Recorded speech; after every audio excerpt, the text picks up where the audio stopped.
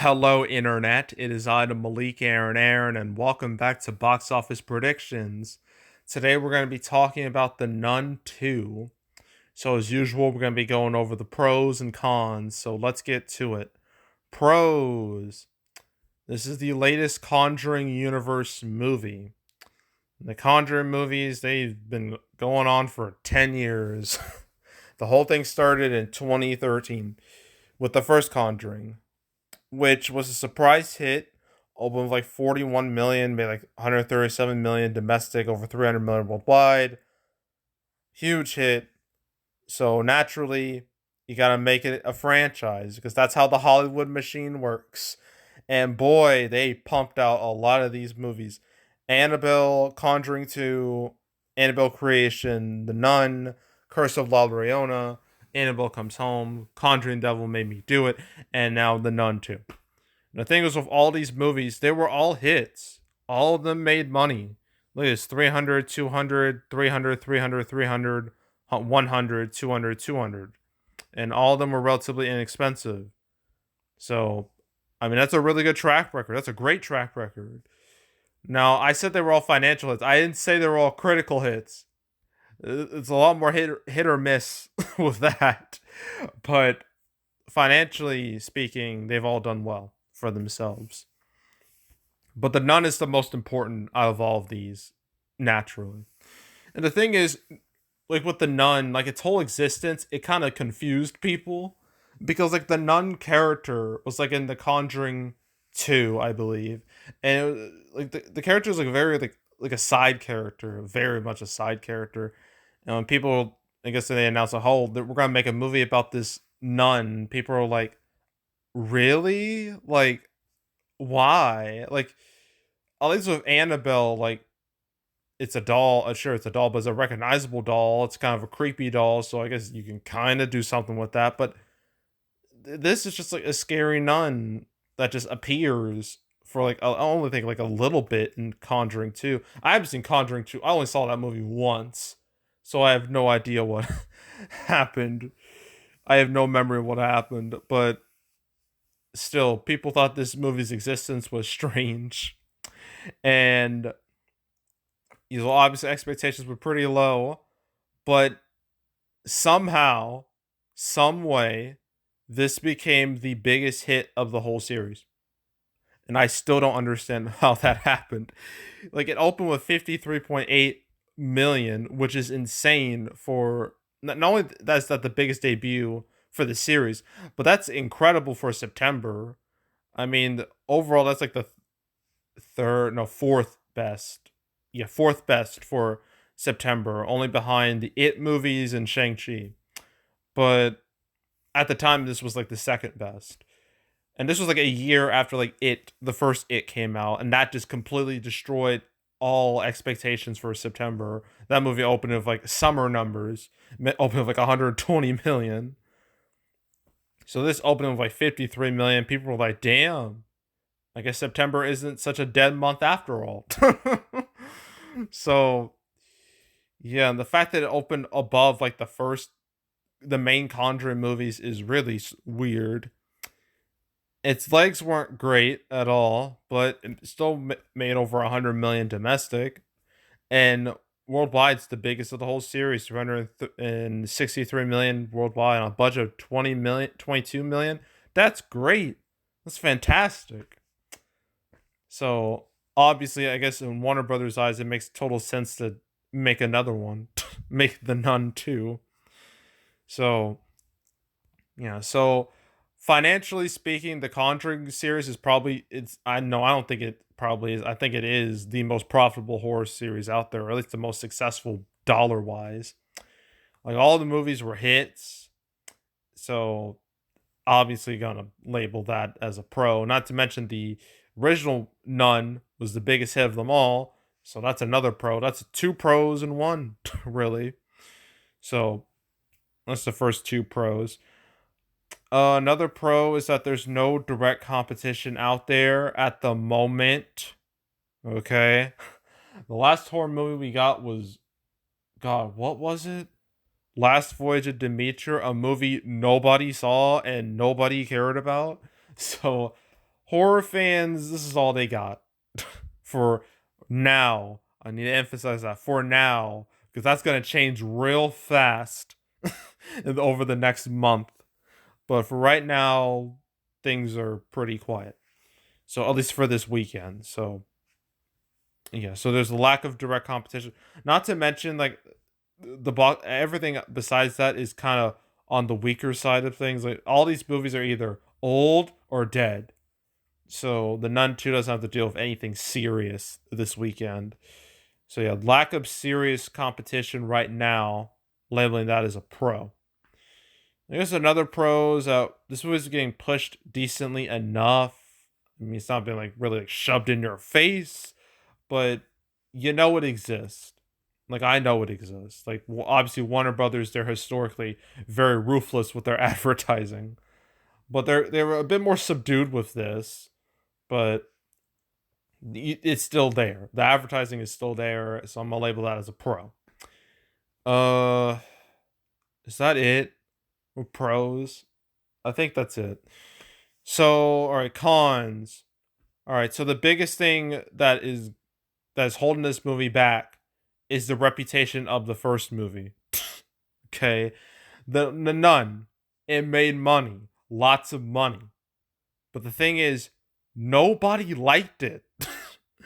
So yeah, so the first Nun was hated by pretty much everyone. I don't know if there's anyone out there who really defends that movie. Most people thought the first Nun was absolute trash. So obviously with the Nun 2, like that's a steep road it has to climb because of the reputation of its predecessor. And usually like when you have like a sequel to a bad predecessor, it doesn't go well for the sequel. I mean, there's been plenty of examples of that. I know the live action Scooby Doo movies from the early 2000s. Yeah, like the first Scooby Doo, which was a hit, but people didn't like at the time. And then you had the sequel, which suffered from the first movie's poor reception, and the sequel did way less business. And the same thing happened with the Bay Turtle movies, the Bay Turtle Ninja Turtle movies from like the first 2014 one, hated by a lot of people, but made a ton of cash. The second one was a little better, but it made like half as much as the first movie. It was a total bomb and it killed that series. And it feels like we're gonna be this like a similar situation, more or less. So yeah, this movie has to deal with its predecessor's sins, has to pay for its predecessor's sins. So that's definitely a con, having to deal with that. So that's con number one. Con number two, I don't know. I feel like the Conjuring movies, I think it's really starting to hit that franchise fatigue point, at least that peak of like this movie's clearly peaked at a point, but ever since then it has not been the same at all. I think the Nun was the peak, and then after that, just no. Now, Curse of La Llorona. First of all, that movie's weird because at first it wasn't like attached to the series, but then it was like later on. So I thought that was a little strange. It's like from the producers of the Conjuring universe. Like it was supposed to be its own thing, but then it just decided to just tack it on, like just put it into like the Conjuring series. I guess to make a couple extra dollars and to give it that brand name recognition. And you got Annabelle Comes Home. I don't think there's anyone who even remembers this movie at all. I have no memory of this. I didn't even watch it, but I have no memory this even happened. I'm pretty sure most of you forgot this happened too. But Annabelle Comes Home. It was the weakest Annabelle movie domestically. Still did all right overall, but still is a negative sign there. Then Conjuring the Devil Made Me Do It. The Conjuring 3, really. That was like the worst performing Conjuring movie, although that movie had to deal with a handicap, that handicap being the HBO Max experiment. So I'm going to give it a pass. But even then, this movie did way better than most movies that were, handicapped thanks to the HBO Max experiment. This one was actually able to make a profit. So, yeah. But compared to the other Conjuring movies, it is not good. So, Yeah, there's a clear sign of front of the series like going downhill box office wise, and I don't think the Nun 2 is really gonna reverse that trajectory. So yeah, I'd say franchise fatigue with the Conjuring. The Conjuring universe. I'm labeling that as a con. Another con is the reviews for this movie, which are not great. They're not as bad as its predecessor, but they're still not good. It's at 45%, which is very, very, very mediocre. And its audience score is at 77%, which is fine, I guess. I guess for horror standards, it's like fine enough, but that's still not ideal. I mean, Evil Dead Rise, what was its cinema score? Not cinema score, audience score. Evil Dead Rise, what was it? That had a audience 76%, huh? Weird. I thought that would be I thought that was a bigger number. So I guess the audience score is fine, I guess. But the cinema score is not great either. It's a C plus, which is pretty average for a horror movie. But it is better than the first Nun. The first Nun got a C. So it's a bit of an improvement overall compared to the first movie, but not by much. Okay, barely an improvement. So, but still, its critic score and cinema score aren't great. Its audience score is just fine. So I'm just gonna put it all as a con. And another con is the fact that there's gonna be a lot of horror movies coming out real soon, like a lot. Like next weekend, there's Haunting in Venice, which is I guess more mystery than horror. Then after that, you got straight up horror movies. You got Saw X at the end of September. Then a week after that, you have Exorcist Believer. And then at the end of October, you have the Five Nights at Freddy's movie. But the Nun 2 will be gone by that point. But yeah, the main, like, the real issues this movie's gonna have to deal with are Saw X and Exorcist Believer. Those are the serious ones. So all that direct competition coming soon, that is bad.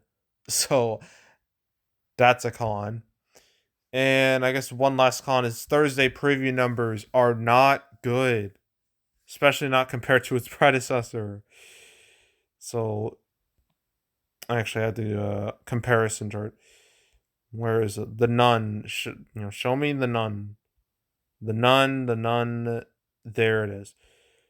So the first Nun that had a Thursday preview number of 5.4 million. So, which led to it's basically like a 10 a multiplier of 10 for Thursday previous actual opening weekend. So, so 3.1, that's not good. That's like a 40% dip in numbers. So, that's a really negative sign. I guess let's look at the other Conjuring movies just out of curiosity. Conjuring Devil Made Me Do It. What was his Thursday previews? They don't. I don't think they officially showed them off. So that was a bad example. Annabelle Comes Home. Uh, that that came out on a Wednesday. Shoot, I can't really use that. That's not a great comparison. That was still better than the Nun 2. Curse of La Leona. I know that came out like on Easter, but I'm really trying here. 2.7 million. 2.75 million. Okay. Annabelle Creation. That was 4 million. Conjuring 2. 3.4 million. Annabelle. It doesn't show it here. And the first Conjuring. What was that? Does it show it? 3.3. Now keep in mind, like, obviously you probably think, oh, that 3.3, that was the first Conjuring. Like, the Nun 2 is not too far from that. Here's the thing, preview numbers were different back then.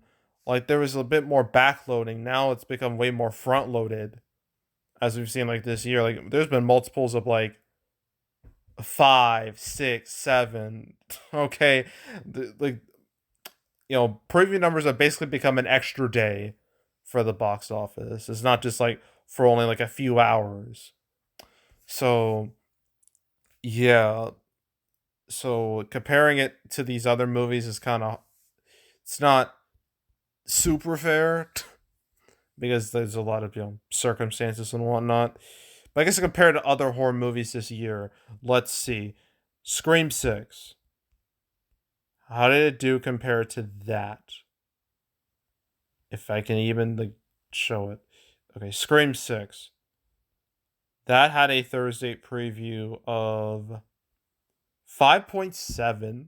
So, uh-oh. um Evil Dead Rise is another one.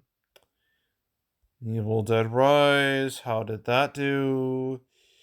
That had a Thursday preview of 2.5, so better than that is Megan, which is I know it's an original movie, at least for now it is, because that's supposed to get a sequel in like 2 years, but still it's a big horror movie that came out earlier this year. That a Thursday preview of 2.75 million.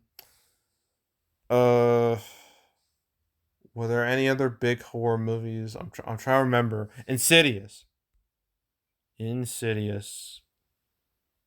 The Red Door. There we go. So Insidious, The Red Door, Insidious 5 had a Thursday preview of 5 million.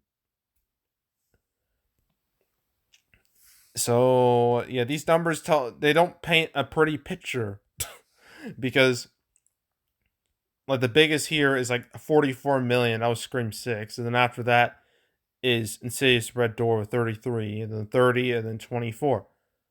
So, it's not great. And can I just mention something that I think I mentioned it before, but I'm gonna mention it again. I'm gonna mention it again when I talk about Saw X.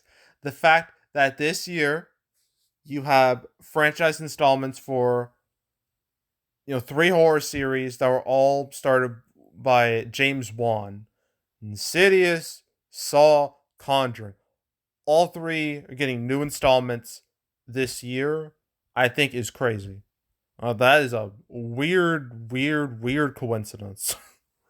So yeah, wanted to mention that because I find it really weird. But yes, Thursday previews for Nun 2, they're not looking good. So I'm labeling that as a con. And I think that's it. So opening weekend, this was expected to hit the 30s. I'm not so sure anymore. um, you know, I feel like it might hit the 20s, which would really be embarrassing for this movie. It'll make money because I can't imagine this movie was super expensive, but compared to the first movie, that's a huge drop off. I think it might drop up like 50%, which would not look good. So, yeah, I'm gonna say an opening weekend like 25 to 30 million, maybe. Yeah, 25 to 30 million, and a final total of, I expect this movie to be front loaded. I don't expect great legs at all.